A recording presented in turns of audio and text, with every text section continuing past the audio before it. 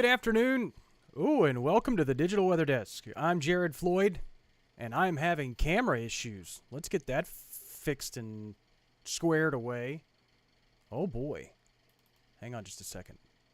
I think I can get this fixed. Maybe get this fixed. Either way, you're looking at the satellite currently. Let's see if I can get this camera up and going.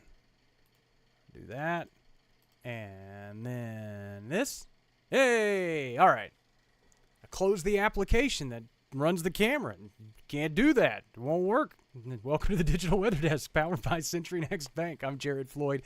Happy Thursday, and the skies are clearing across the area. To take a look at the satellite, which you've already seen while I was working out all those camera hiccups. And across the area, we've seen a gradual decrease in cloud cover as we've gone through the afternoon, and that's obviously as the drier air zaps a lot of the wraparound moisture that was associated with this area of low pressure and the cold front that moved through the area yesterday.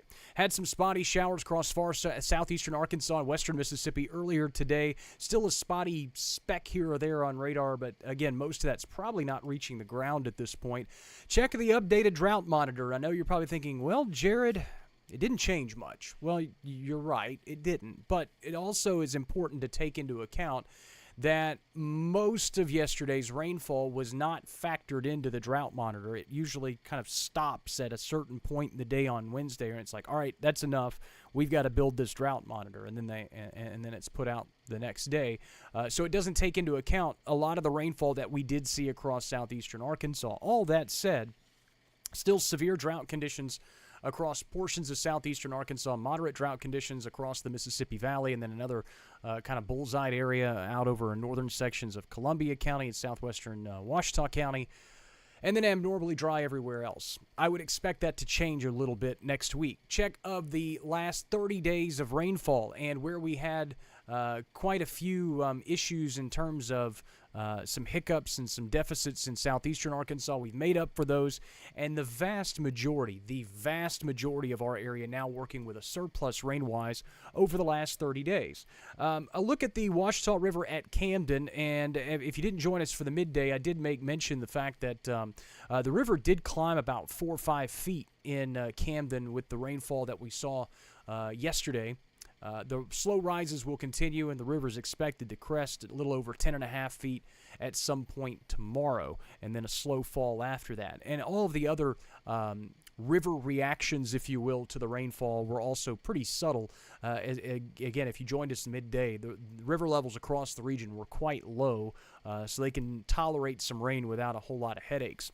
Temperatures are generally in the low end of the 80s. It's a comfortable night out there if you're heading out for dinner, or if you're heading out to a Thursday night football game, or any kind of outdoor event. All systems go. We're in the low end of the 80s, and temperatures will just generally fall from here. Dew points, not as dry as they'll get, but they are lower than where they've been. And again, I don't think anybody's going to really complain about that too much. Check out the Futurecast, and we're looking at temperatures made possible by Bayou Power Sports, I-20 frontage road in Monroe. Hunting season right around the corner, and they got your ATVs and side-by-sides. Low to mid-60s for overnight lows. Could see the upper 50s in some spots, but it won't be widespread. It will be more widespread going into Saturday morning. I'll show that to you in just a minute. But again, the last of the clouds, if there are any, should move out tomorrow with afternoon highs generally in the mid-80s. Some areas will be in the low 80s. And then as you go into Saturday morning, again, you can see the 50s starting to kind of creep in along the Mississippi Valley and across southern Arkansas. Could see it in far northern Louisiana, but most of northern Louisiana and even into our southern parishes and counties and through the Mississippi Valley into western Mississippi, most spots will generally be in the low end of the 60s. If you have outdoor plans on Saturday, I know ULM kicks at 2 against Arkansas State. Hopefully we beat them this year. And kickoff, again, 2 o'clock, should be in the mid-80s. We'll have your football forecasts for all of the games, Ouachita, Neville, Sterlington, ULM, Tech, Grambling, Alcorn State, all in different places for the most part this weekend. So we'll get to those tomorrow afternoon.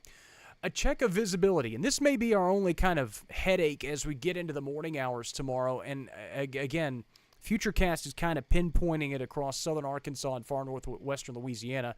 Also not coincidentally, but in line with where we saw the heftiest rain totals and kind of the most saturated ground. So I wouldn't say it's confined to those areas, but it's most likely in those areas as we go into the morning hours tomorrow. So be aware of that. Visibilities could be limited. You may want to give yourself a little extra time to get to wherever you're going. Quick check of the tropical satellite. Gabrielle is now post-tropical, so no longer a tropical system as it races through the far northeastern Atlantic.